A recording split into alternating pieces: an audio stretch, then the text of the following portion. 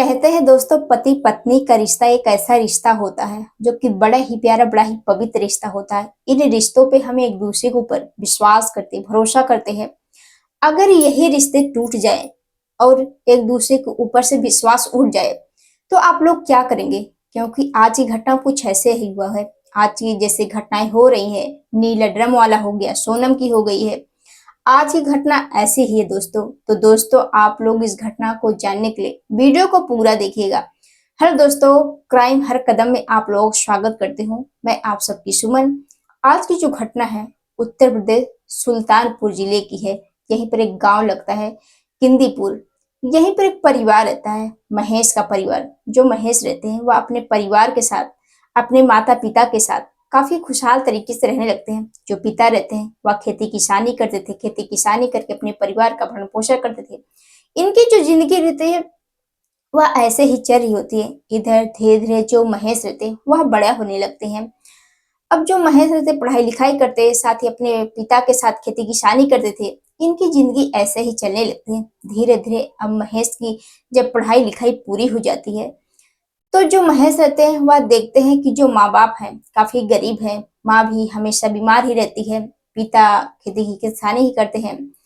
और ये सब सोचकर जो महेश रहते हैं वह शहर चले जाते हैं, लुधियाना शहर जाते हैं कमाने के लिए। अब जो भी पैसा कमाते हैं अपने माँ बाप को देते हैं। माँ बाप, क्योंकि जो महेश की माँ रहती है वह बूढ़ी हो चुकी थी, उनको बड़ी बीमारी भी हो जाती है, इसलिए माँ हमेशा परेशान ही रहती है। इधर जो माँ बाप रहते हैं वह देखते हैं कि जो हमारा बेटा है अब तो वह पैसा कमाने लगा है, अपने पैर पर भी खड़ा हो गया, क्यों ना बेटे की शादी कर दे।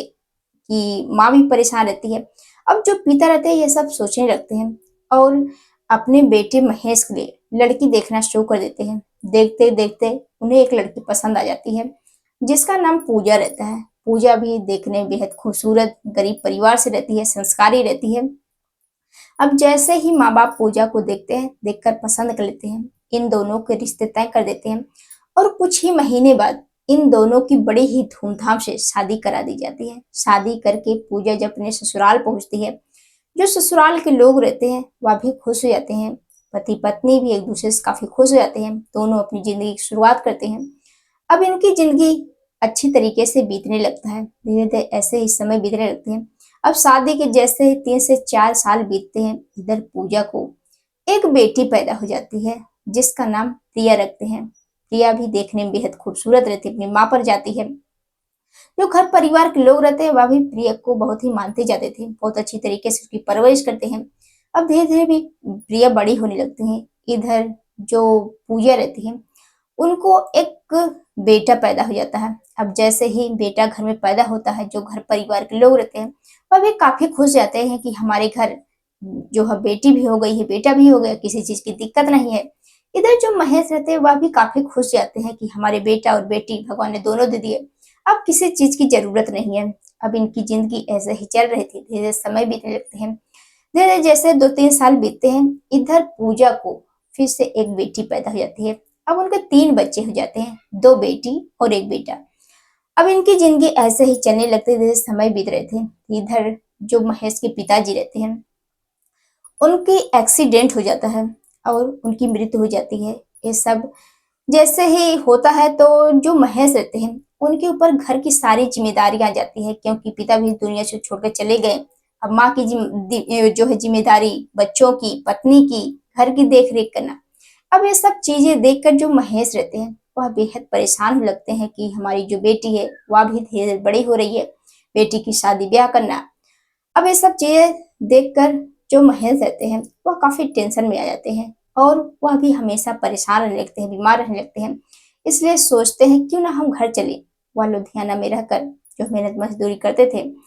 अब जो महेश रहते हैं सन 2025 में वह घर आ जाते हैं अपने परिवार के साथ। वह यही सोचते हैं कि पिता अब है नहीं, इसीलिए हम घर रहकर मेहनत मजदूरी करेंगे, साथ ही खेती बाड़ी का काम करते अपने परिवार के साथ काफी खुशहाल तरीके से भी रहेंगे। अब ये सब चीजें सोचकर जो महेश रहते हैं वह घर आ जाते हैं, अपने परिवार के साथ रहने लगते हैं। अब धीरे धीरे ऐसे ही समय बीतने लगते हैं। अब जैसे जैसे घर में पैसों की किल्लत होती, इधर जो पत्नी पूजा रहती है वह बेहद परेशान हो जाती है कि अब घर में कोई कमाने वाला नहीं है, हमारी जरूरतें कैसे पूरी होंगी। बच्चों को पढ़ाना लिखाना, कपड़े लत्ते, अपनी सासू का, ये सब चीजें देखकर जो पूजा रहती है वह आए दिन अपने पति से लड़ाई झगड़े करती, पैसों की डिमांड करती, मुझे पैसे दो।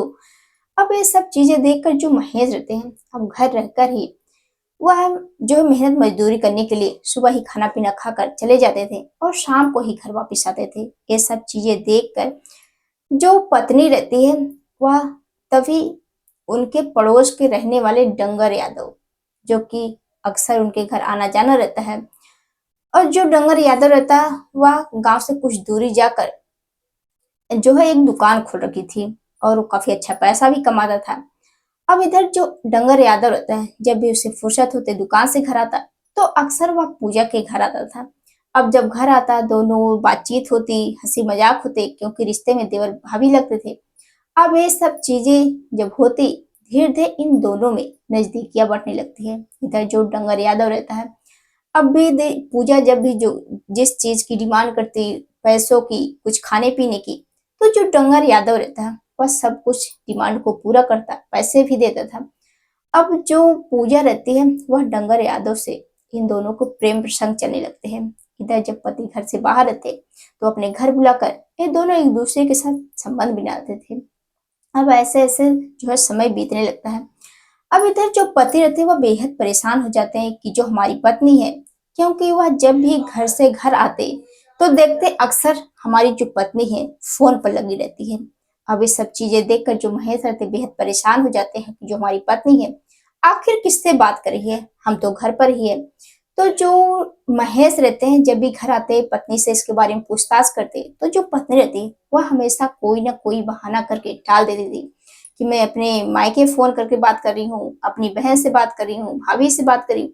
अब ये सब चीजें देखकर जो महेश रहते पहले तो शक नहीं करते, क्योंकि पति के ऊपर काफी विश्वास करते थे।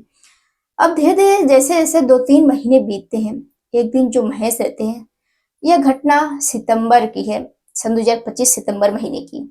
उस दिन जो महेश रहते हैं वह कुछ सामान लेने के लिए बाजार जाते हैं। अब जैसे ही बाजार जाते हैं, इधर जैसे जो है कुछ घर पर भूल गए थे, कुछ जो पैसे रहते हैं।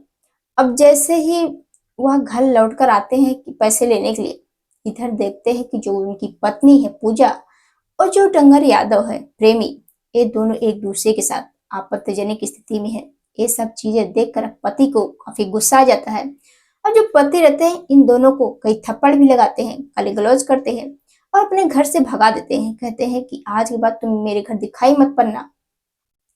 अब ये सब चीजें देखकर जो पत्नी रहती है प्रेमी डंगर, उनको बड़ा बुरा लगता है कि जो हमारा पति है हम दोनों को एक नहीं होने देगा, और ये तो बीच का रोड़ा बन रहा है। इसलिए जो पत्नी रहती है उसी वक्त ठान लेती है। अब वह निगरानी रखती है कि जो हमारे पति हैं कहाँ जाते हैं कहाँ आते हैं।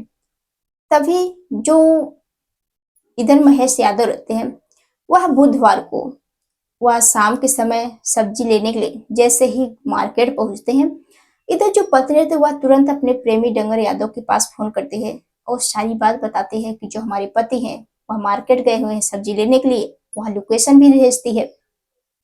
अब जैसे ही उनको पता लगता है, जो प्रेमी रहता है अब वहां पर जाता है और वह उनको काफी नशा कराता है और एक बाग में लेकर जाता है और वहीं पर महेश की बड़े ही बेरहमी से धारदार हथियार से उनकी हत्या कर देता है। हत्या करने के बाद अब उसी बाग में छोड़कर वह अपनी दुकान पर चला जाता है ताकि किसी को मालूम ना हो। और इधर जो प्रेमिका रहती है पूजा, उसको सारी बात बता देता है फोन करके।